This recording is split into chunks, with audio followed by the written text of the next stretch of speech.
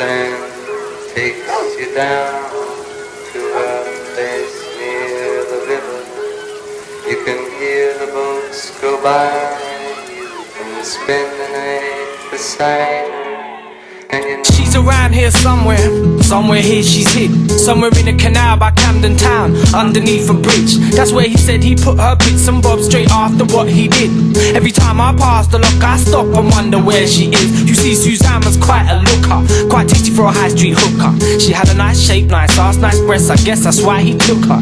But then again, you know what, blood, this guy was kinda mess. So Suzanne's death was probably more to do with torture than it was to do with sex. Nevertheless, he was a sick cunt, there ain't no doubt about that. His mental health was in a state, but no one really knew about that. Cause he lived alone or on his own and never spoke to neighbours. Plus the guys next door was never home, cause they was always out raving, which made it pretty convenient. Cause when he dished that penny weren't lenient. Still no one could hear her screaming when her blood started squirting on the ceiling and drying to the roof till the paint started peeling. And she's cut real bad but still breathing and begging him to stop, but he won't cause he's evil. And he ain't about to start reasoning. Suzanne takes you down, down, takes you down to her place near the river,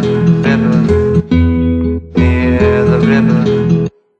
It's 10 o'clock on a Friday night. Susan don't know it but soon she'll die. She's working the streets like she does every night, pulling in punters left and right. She sees one guy, he says, "Hard, you wanna fuck? Only if the price is right." Suzanne says with a smile on her face. Screen goes blank, now the back at his place. Back at his place, Suzanne takes off her clothes while he makes her a drink in the kitchen. That's what she's thinking when she hears metal objects clinking. Need any help, she says loud and clear. He don't answer her back. He's only in the next room, it's not like he can't hear. Why's it going on like that? Suzanne picks up a towel to cover her breasts and on, then goes and sees Wagwan.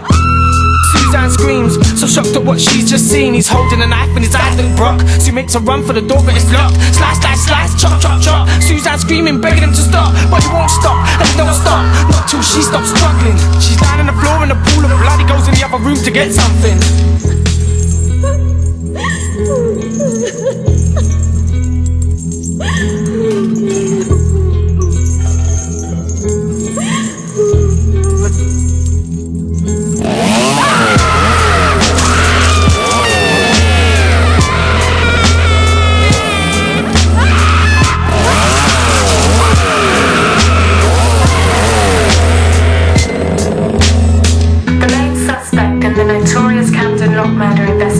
Was convicted today.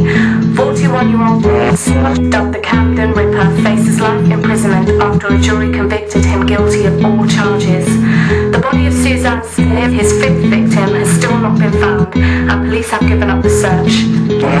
Claims he threw her in the canal after decapitating her head and severing her arms and legs from her torso. Other breaking news today. So we come to the end of the story. Suzanne died and then real gory, along with a string of other girls he already killed cause they offered to pleasure him orally. Now banged up, not a threat, now a figure. Last you'll hear of the Camden Ripper. There's of course he escapes and you better give a second thought about walking around showing off your figure. As for Suzanne, like I said, man, her body parts still never been found. Remember next time you're walking around Camden, look to keep an eye out, cause you might see a piece of her floating by. Scotch on the bridge, smoking weed, getting high, cause he said she's there and he's not lying. Now he's gonna live in jail for the rest of his life.